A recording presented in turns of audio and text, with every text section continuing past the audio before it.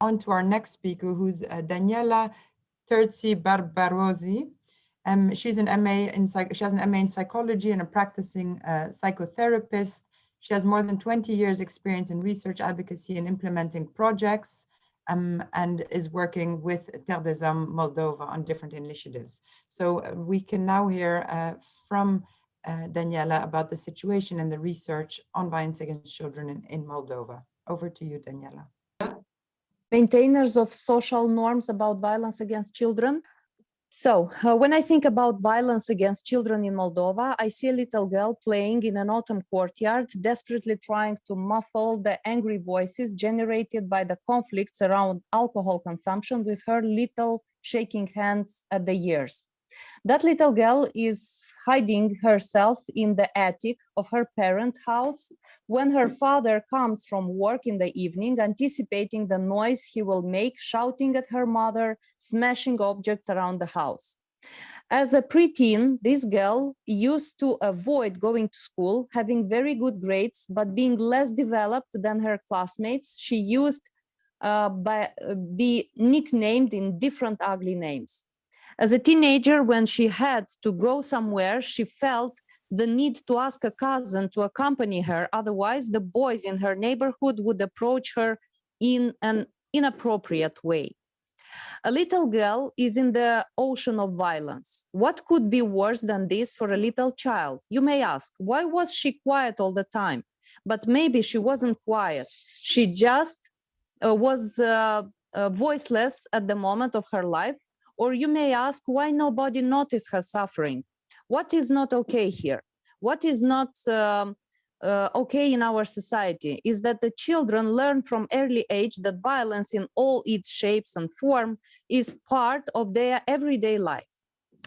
You know, in the first semester of this school year, statistical data in Moldova revealed that a total of 3,586 students have been involved in different types of violent situations in their schools.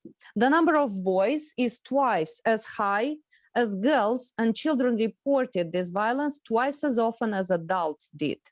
Behind all these numbers, there are concrete little people suffering. Why is this happening? I asked myself and asked people I met during this study. Let's bring some light on this dark situation. As a society, Moldova and other countries in Southeastern Europe, as you have already probably seen from my colleagues' presentation, share a lot of social norms, known and unknown rules, deeply rooted in our minds, somehow institutionalized or just unconscious norms that shape specific beliefs, behaviors, and expectations related to relationships. And because of these norms, we still have well accepted, but so many bad episodes of violence in our families, in our schools, and in our communities. Semester of the school year, statistical data in Moldova revealed that a total of 3,586 students have been involved in different types of violent situations in schools. The number of boys is twice as high as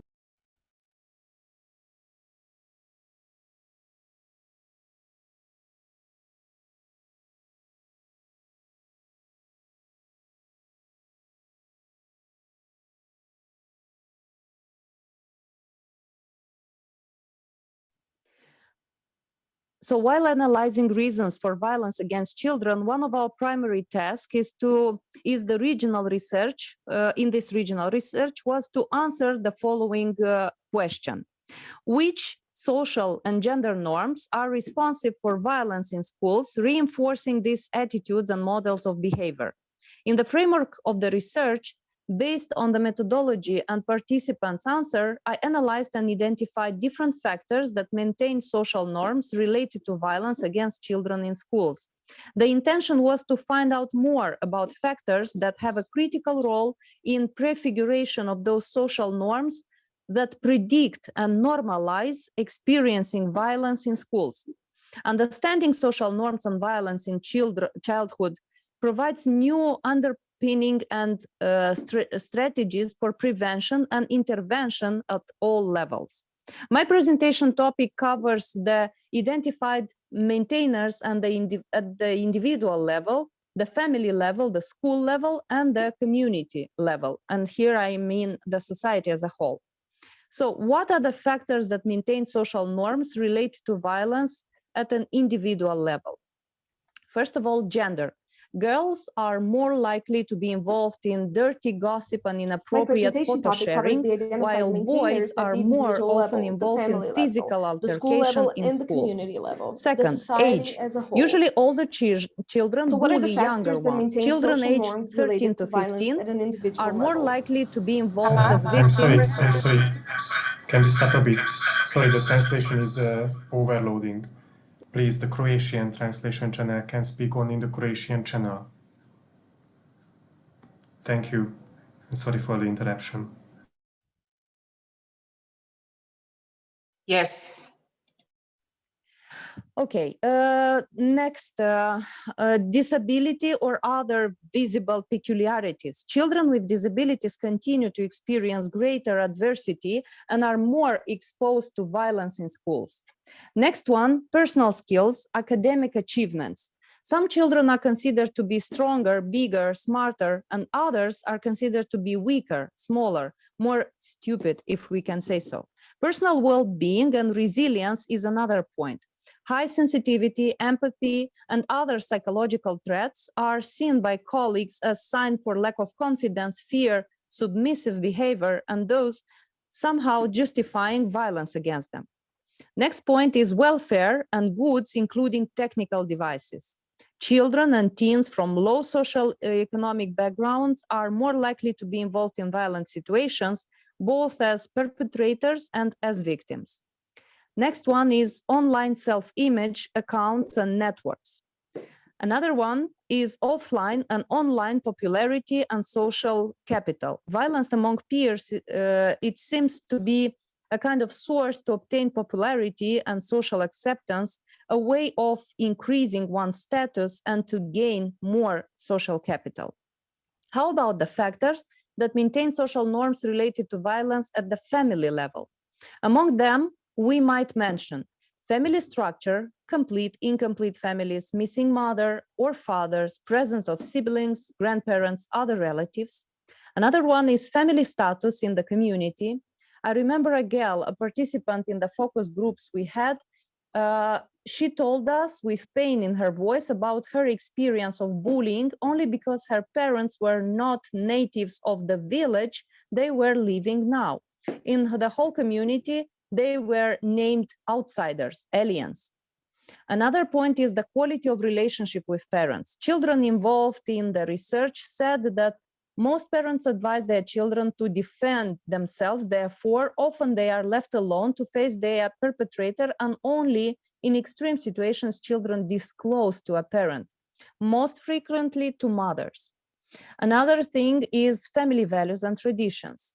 Another point is domestic violence and other dysfunctional patterns. Another one is access to internet, lack or unlimited, lack or parental control, YouTubers, influencers, and so on. And the last one, gender stereotypes in the family routines. There are differences in what is acceptable for boys' behavior and girls' behavior, and it is generally accepted that a girl should pay more attention to the ways she dresses, to be obedient, while for a boy it is necessary to be brave or to fight for himself. While looking at the school level, the main factors that reinforce the social norms are the quality of the relationship with peers and teachers. Children admitted that more of girls than boys ask teachers and family for help and actually discuss their problems with their friends, parents, and teachers. Next one is discrimination based on ethnic, gender, disability, and socioeconomic backgrounds. Children complain that it is considered normal for girls to do their homework on a regular basis and to be obedient to adults and not to fight boys, while boys are perceived as being lazy, unorganized about their homework, and are allowed to make dirty jokes if you like the girl. Next one is lack of positive methods of education. Both teachers and other adults observe that they have a limited influence upon children, since they are other factors like internet influencers and the street, which shape their values and goals. Children are also admitted have also admitted that their family members and other adults do not form their value, beliefs, and decisions.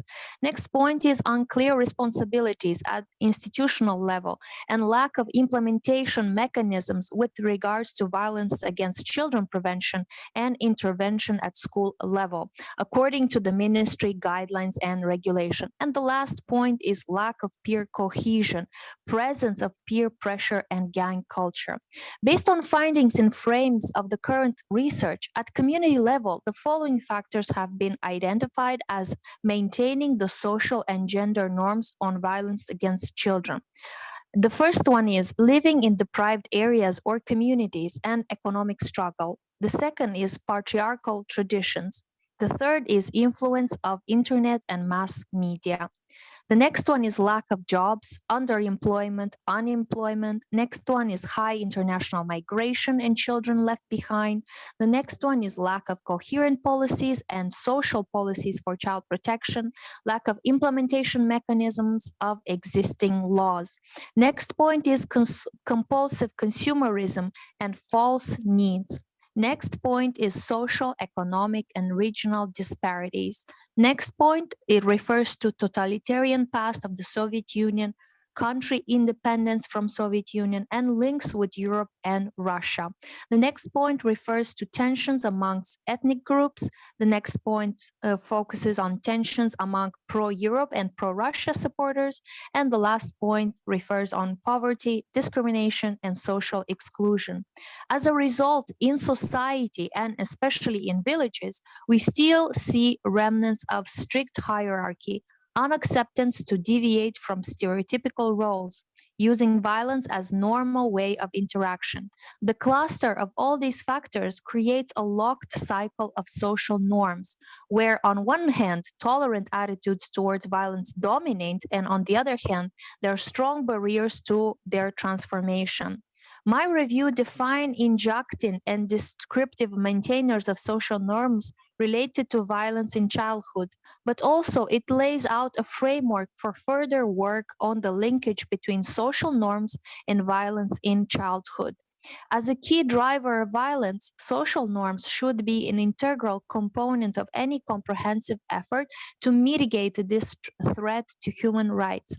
Understanding how people's perceptions are shaped, spread, and ultimately changed, upgraded, and disseminated is crucial to preventing violence in childhood. So, what can we do?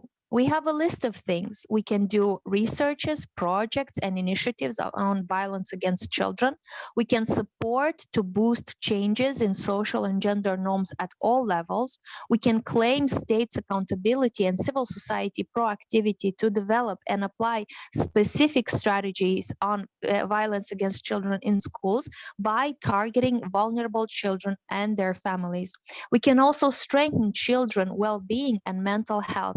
We can provide support and guidelines for parents and teachers on violence against children, on alternative educational models, on educational parenting approaches in upbringing, on gender issues, social exclusions, and other topics. And for all these actions, we need you. We need more people like you ready to make a personal cause related to zero tolerance against violence against children in schools, in families, and in communities.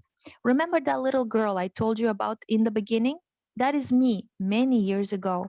Because all of those experiences related to violence in my childhood, I decided to be a voice in my country by joining different initiatives developed by such brave organizations like Terdezo Moldova and other organizations to make this world a safer place for my daughters, for your sons, and for all the children. Let's do it together. There are no bad children in our schools. There are suffering children that actually need us. Thank you very much. Thank you, Daniela, for this very personal and professional